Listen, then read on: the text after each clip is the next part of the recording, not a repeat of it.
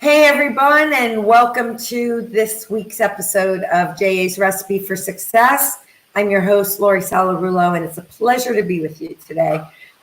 This morning's guest, as you know on this show, we like to feature leaders and entrepreneurs, and so this morning's guest is someone that I've come to know and call a friend over the last many years that I've been here in the community and work with on different projects and different boards, and just always admire him. So I'm thrilled to get him here today. He is the president and CEO of Hudson Capital Group. He is a recent appointee to the Florida Fish and Wildlife Conservation Commission. And he is, I am proud to say, a past Hall of Fame laureate for junior achievement, Mr. Steve Hudson. Good morning. And good morning to you. How are you today?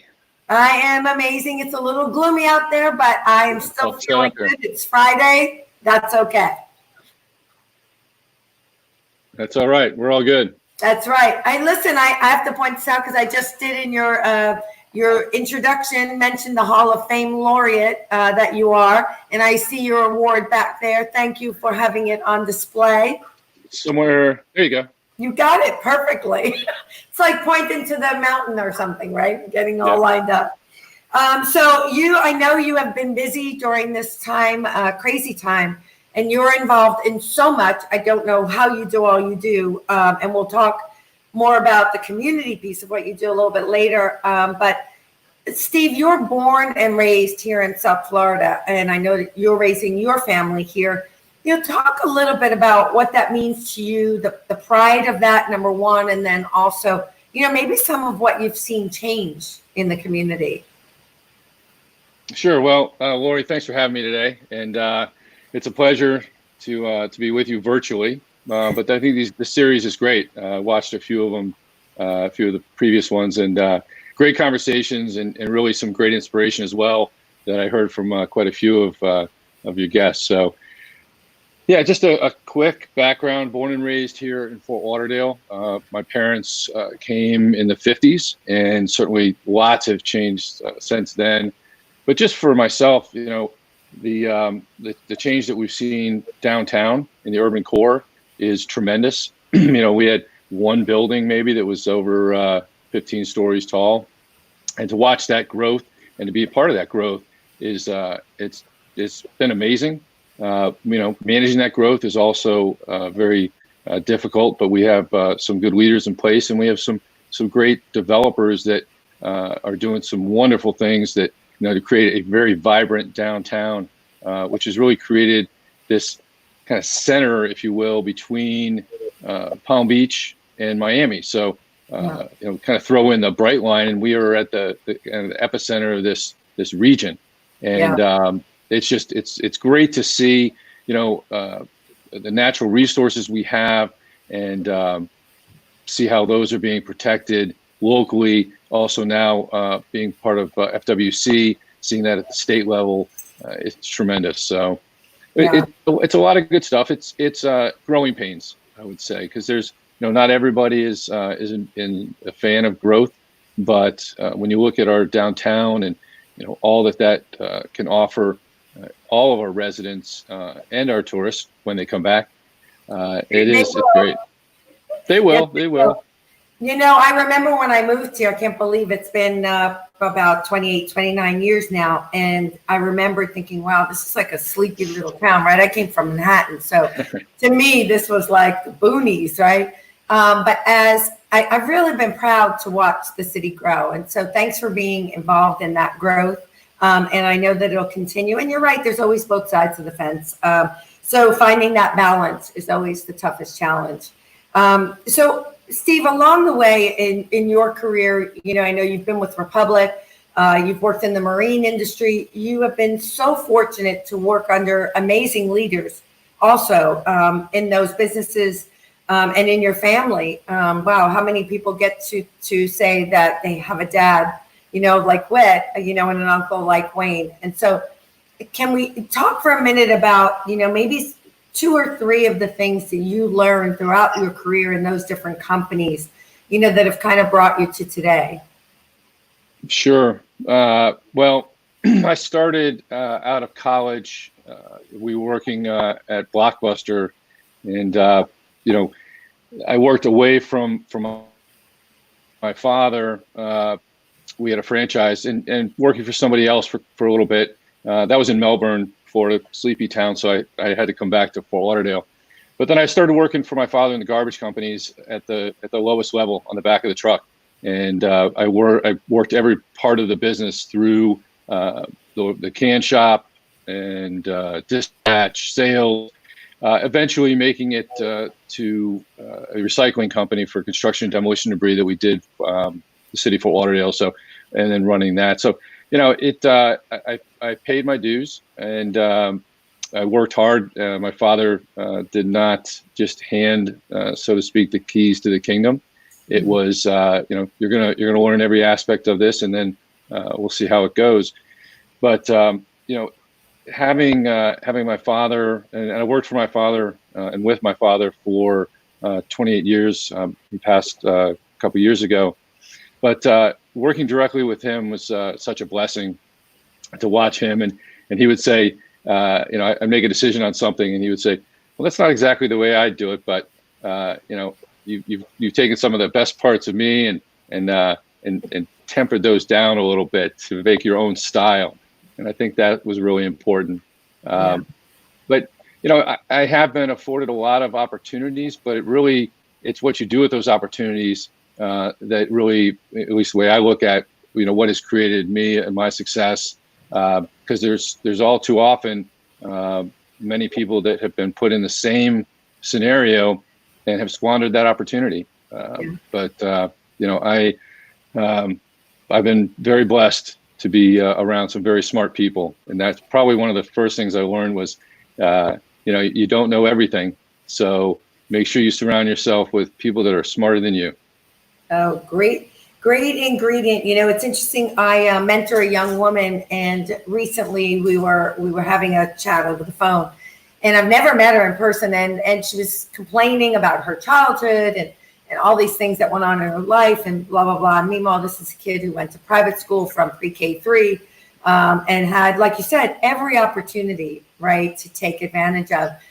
And I finally, after listening for a little while, I finally said, maybe it's time to start putting that behind, right? We all have something, right? You've been through, even though you were born, into a family where you had those opportunities, you've still faced adversity in your life. And I know that, right? We all do. And so it was interesting because I said, maybe it's time to focus on all those opportunities and what you can do to learn from those things that happen and grow. And so many good lessons in what you just said for our young people, because they get to watch these videos too, right? Work your way up the ladder. Don't be too good to start from the bottom up and learn it, right? Pay your dues and take advantage of opportunities that are put in front of you. So many great ingredients that I hope our kids are listening to. So thanks for sharing that. You talked about downtown. One of the things, I know that you are an owner at Boatyard restaurant business, which right now, of course, is one of the industries being hit the hardest throughout this pandemic. What's going on? Talk to us a little bit about what's happening there, what you're doing to help the people that you had, and what you see maybe coming to help the industry. Sure. Overnight, you turn the switch off, and for Boatyard, and really for most of the establishments here in Fort Lauderdale, that was March 17th, and that's the height of the season. And the next 2 months, right through Mother's Day, that is truly the heart of the season when most businesses make enough money to really survive in the summer. And so to have all of the restaurants closed, and I'll say specifically for Boatyard, we had to lay off 140 people overnight. Wow. And so, the statistic that I heard is that 90% of the workforce in restaurant hospitality, of the hourly employees, were almost instantly laid off, and then about 50% of the salaried employees. And so this industry has taken it really hard. Yes, delivery, takeout has helped some. I can't just say maybe sustain, because they're still losing money, but at least they're getting their employees to work and things like that. So starting on Monday, we will open at 50%, which is great. At 25%, still most restaurants wouldn't be able to survive. So, when we do reopen, and I hope that everyone does visit the restaurants responsibly, make sure you're wearing your masks and, keep your social distancing. And we will be doing the same. The restaurant will have, all the employees will be wearing masks and gloves, and surfaces will be clean. Paper menus will be used, and we're going to try to we will make the guest experience as clean and safe as possible. But a lot of it does rely on the public as a whole. Yeah. Yeah. If you look at what happened in Naples, when they shut down the beach, it was just too much. So that's important to know, because we can't be shut down again. It would just be disastrous. So my restaurant partner, Tim Petrillo, and the restaurant people, they've got several restaurants throughout Port Lauderdale, and they're doing a great job to make sure that, again, it's a safe experience for the customer. Everybody wants to get out of the house, but it just needs to be done responsibly. Yeah, no, I agree. It's interesting. All of a sudden, and I had never heard this term before, but in the marketing world nowadays, they're using the term confidence campaign, right? And so the restaurants also, and hotels, and all the businesses, as they reopen, I think it's going to be a matter of, right, for me, I know, and I think this rings true for a lot. It's going to be a matter of, do I have confidence, right, in that restaurant, in the people who own it, that they're going to do everything they can to keep us safe. And so I think getting that message out, I'm glad you've had a chance to share that, because I think that's going to be important that your industry get that message out. Absolutely. And I encourage everyone to get out again responsibly, because these restaurants, retail, they all need our help. But again, responsibly, so that we don't get a week down the road and either the city, the county, or the state comes in and says, no, this isn't working. We've got to shut it down again. So, yeah, no, that would not be good for our economy. So with all of the things that you do, Steve, restaurant business, development, I know you have other companies you're involved in, family, children, and yet I will tell you, and I want everybody to know this, there is never a time that I don't say, hey, want to get together for a cup of coffee, and you don't make the time for me. And I'm sure that you're doing that for other people, even though I want to feel like I want to know that I'm special, but I know you're doing it for people. How do you find the time for all of that and all of the things that you do in the community, the Humane Society, the Community Foundation of Broward, Junior Achievement? The list goes on and on. I know I forgot a bunch, but how do you find the time, and why is that so important to you? I don't sleep much. Oh, good. I know somebody else I can email and text in the middle of the night. Yeah. Well, so community is very important to me. Family first. And so anybody that knows me knows how close family is, and how close in the time that I spend with family. But kind of next, I would say balance is what I do in the community as well as what I do in business. And so there's a whole lot of time that gets spent with that, but it's also very rewarding. I point to the Community Foundation. So this is my last year on the board, but I was the board chair for 2 years, and that was just a tremendous experience. We are in a large capital campaign, and I plan on staying involved. Junior Achievement, I love it with my buddy Andy and unfortunately we're not at doing the Hall of Fame this year, but look for us virtually soon. They're coming. They're coming. But the great work that Junior Achievement does, and yes, I've the Humane Society for 20 plus years. So it's very rewarding work, and for all of those different aspects, because there's truly, if you look at, you've got the dogs and cats and Junior Achievement, you've got the kids and their future. And the Community Foundation, again, is just much more global. And I've learned so much more about all of the different nonprofits throughout Broward County that need so much help, and especially during this pandemic, that funding sources are drying up. Take JA, for example, events being canceled for the foreseeable future until people really feel comfortable, milling about. And you're not going to see a cocktail party of 300 people that are packed in like sardines. So there's going to be, I think I heard it yesterday, was a new abnormal, if you will. So you're the new normal. I like that. It is more like abnormal. Yeah, I agree. But I find I find it very rewarding to be able to give back to this community that's given me so much. And I know that sounds like a soundbite, but that truly is the case. And I want to make this place a better place for my kids and their grandkids. And I can't tell you how many people that I went to high school with that did not come home. There were not opportunities here, so they stayed in New York or Boston or San Francisco. But my opportunities were here, and I'm thankful for that.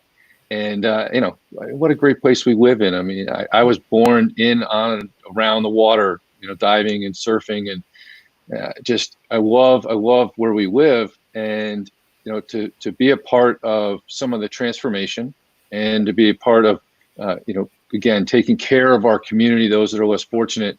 I got to put a pitch in for Habitat for Humanity as well. There was a big CEO bill. Actually. Do you remember that's how we met, was through Habitat? Yes, yeah. So, we've been involved as a family in Habitat for Humanity for years and years. So, my Aunt Marty, she had a great line, which was, it's not a hand out, it's a hand up that you're going to help with. And so that's always stuck with me because, people, for the most part, people don't want just a handout. People at the core, people want to feel like they've earned something, or to get to what they've gotten. So that's, those programs like Habitat are just great. So it's really about building that community, whether it's through philanthropy efforts that I have, or through the development side. We're heavily involved in the development in Flagler Village, also on Las Olas Boulevard. I did quite a bit of development on 17th Street. So being able to create experiences and, better the community in that way, again, to make opportunities for my kids, they're still in high school. So, they go off to college. I want them to come back. Now, whether they work, with me or for me or not, I still would like them to come back and be a part of this community and give back as I have. Yeah.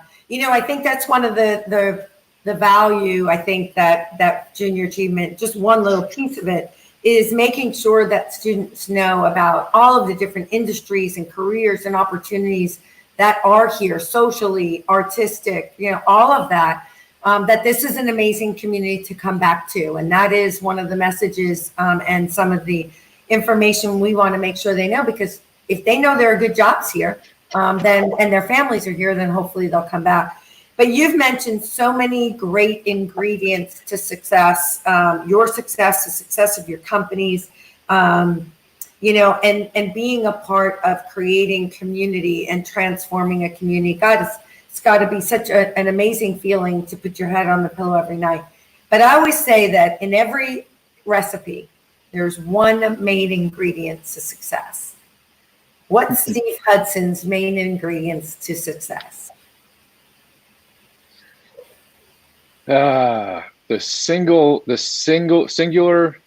would be faith, and not just faith in God, but faith in yourself, faith in your family, faith that you're doing the right thing. So that is a guiding principle in everything. So. And I would say that also a bit of a shameless plug, but a very supportive wife helps out a lot. It's a good thing you did that. But it's true, family, like I said earlier, family life is extremely important. And before I lay my head on the pillow, we have family time, and truly out of this horrific pandemic. But one of the true benefits and bright spots is, the kids are home. There's no sports, there's no dance, everybody's home, and we're having, sometimes 3 meals a day together. That just hasn't happened in years. And so, staying home and, we watch a little bit of TV here and there, but playing card games and, being family and that family core, and being able to teach my kids how important family is. It's been great. It really has. Again, a little bit of a silver lining in a horrible time that we're living in, but there's that. Yeah, I totally agree with you. I think, some people say this is the world righting itself, teaching us more about the environment and taking care of it and focusing on family time and faith and all those things, because we definitely need all of that to get through this difficult time. So, but Steve, I know I am so grateful for your friendship, grateful that our paths crossed so many years ago, and that, we've stayed in touch and worked on things together. And I so appreciate you and everything that you do for the community, for our city. And so thank you on behalf of all of us at Junior Achievement, of course. So thanks and for being with me today. Appreciate you sharing some of your secrets in there, and the secret sauce, and just stay well. And hopefully, like you said, we will be having coffee again somewhere else besides virtually. True. Well, Lori, thanks for having me. And I'll put that plug in for Junior Achievement. We need your support. We need your dollars to do all these programs. And without the events, that's tough. And so please be supportive of all of these great efforts throughout the community, because they really need they need your help, whether it's your time, your money. Be a part and get involved. So, Lori, thanks for having me. Be safe. It's great to see you, albeit virtually, and we'll get together soon. Thank you, sir. Appreciate it. And thanks for watching today. Hope you have a great day, and we'll see you on the next episode of Recipe for Success.